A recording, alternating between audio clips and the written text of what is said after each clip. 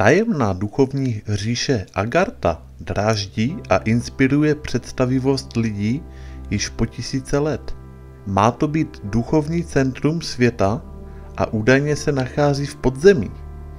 Její hlavní město se jmenuje Ahalambalách. Předpokládá se, že toto středisko se nachází někde v hlubinách zemské kůry pod Himalájema a jeho jméno pochází ze sanskrtského významu nepostižitelný.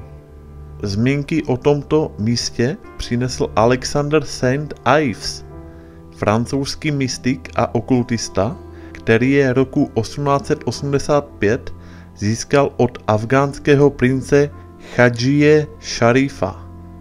Víra v existenci Agarthy souvisí s teorií duté země. První dochovanou zmínkou o duté zemi je dopis, který zaslal 15. dubna 1818 John Cliff Symmes členům Kongresu USA. Tvrdil v něm, že na polech jsou otvory do zemského nitra, kde se nachází 5 soustředěných sfér. Navrhoval provést expedici k pólu a projít do těchto vnitřních světů. Na téma duté země pořádal přednášky a po jeho smrti v této činnosti pokračoval i jeho syn. V roce 1870 přišel Američan Cyrus Reed Tidd s myšlenkou, že žijeme na vnitřní stěně dutiny uvnitř nekonečné skály. Na propagaci svého učení, jehož základy prý obdržel osvícením při čtení knihy Josue v roce 1869, začal vydávat vlastní časopis a založil novou církev. V roce 1894 měl 4000 věřících. Zemřel v roce 1908. Tvrdil, že se jeho mrtvola nebude rozkládat, ale stalo se tak teprve, když jeho příznivci nechali tělo urychleně nabalzámovat. Lidé ve víře v dutou planetu vymýšleli i různé opravdu šílené teorie. V roce 1913 publikoval Američan Marshall Gardner ideu, že slunce je uprostřed duté země a tlak jeho záření nás udržuje na jejím vnitřním povrchu. Syntézu provedl německý letec Peter Bender, který objevil Symesův časopis během svého zajetí ve Francii za první světové války. Předpokládal, že pohled na zakřivenou hladinu a jiné důkazy kulatosti země jsou jen optický klam. Malou kouli noční oblohy vidíme prý díky tomuto klamu neúměrně zvětšenou, když je za ní malé slunce schováno. Benderova teorie zaujala nacistické pohlaváry natolik, že v roce 1942 nechali provést na ostrov Rujana experiment s radary. Tento experiment měl využít vlastnosti duté země ke zjišťování nepřátelských lodí, které jsou ve viditelném spektru za obzorem. Po neúspěchu tohoto experimentu ale teorie upadla v nemilost i v Německu a Bender zemřel v koncentračním táboře. Ovšem Agartha nedávala spát mnoha mystikům, a to ani těm nacistickým. Ti se velmi zabývali hledáním této podzemní říše. Dokonce podle zprávy Karla Ingera, člena posádky ponorky U-209, které velel kapitán Heinrich Broda, měla tato loď Agarthu dokonce navštívit. U-209 operovala v polárních oblastech a nebyla to jediná zvěst z těchto končin. Několik rybářů se díky bouři ztratilo, přišli o navigační pomůcky a tak jejich loď zabloudila mezi kramy a plovoucími ledovci.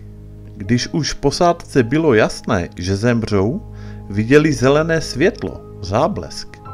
Zamířili k němu a ke svému překvapení nalezli skalnatý útes, který nebyl na mapách. V něm byla veliká jeskyně, ze které vyzařovalo ono zelené světlo. Po vplutí do tohoto otvoru se nešťastní Norové dostali do míst, o kterých údajně četli jen v písmu. Nalezli město obydlené zvláštními lidmi. Ti je zásobili jídlem a nasměrovali je na cestu domů. Samozřejmě, že podruhé již toto místo nenalezli.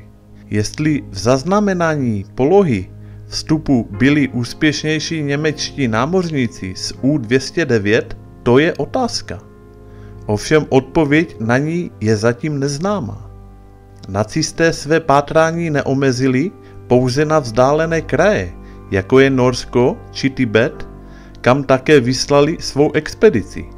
Vstup do Agarty přihledali také v jihlavském podzemí, kde se nachází proslulá zeleně svítící chodba s tajemným výklenkem, z nějž občas vyplouvají záhadné postavy. A rovněž se údajně i zde objevuje ono zelené světlo. Námořníci občas o podobném záblesku mluví, že ji spatřili na moři při západu slunce. Podle pověstí existuje řada míst, kde by měl být vstup do Agarty. Poušť Gobi, Mongolsko, Chufuova pyramida v Gize, hory Kchun Lun, Čína, mamutí jeskyně Kentucky, Manaus, Brazílie, Mato Grosso, Brazílie, Monte Epomeo, Itálie, Severní pól, Jižní pól, Jihlava, Česká republika. Podle vědců je existence Agarty nesmyslem, jelikož země prostě není dutá. V tomhle mají na základě současných poznatků o geologii vědci zřejmě pravdu, ale odborníci na paranormální jevy tvrdí, že Agarta se nenachází v našem světě. Její existenci bychom měli hledat v jiných dimenzích, v jiném časoprostoru. Této teorii nasvědčují i ony zelené záblesky a světla, která mohou být projevem energetického výboje při otevření portálu do jiného světa. Pokud jsou zprávy o říši Agarta pravdivé, kdo tam žije? Co je tam za bytosti? Jsou k nám přátelské nebo ne? Pokud ne, tak proč zachránili oni rybáře? Mohli je zabít či nechat prostě zemřít na moři? Také podle dopisu Karla Ingera mělo jít o velmi přivětivou zemi a nikdo se z ní nechtěl vracet.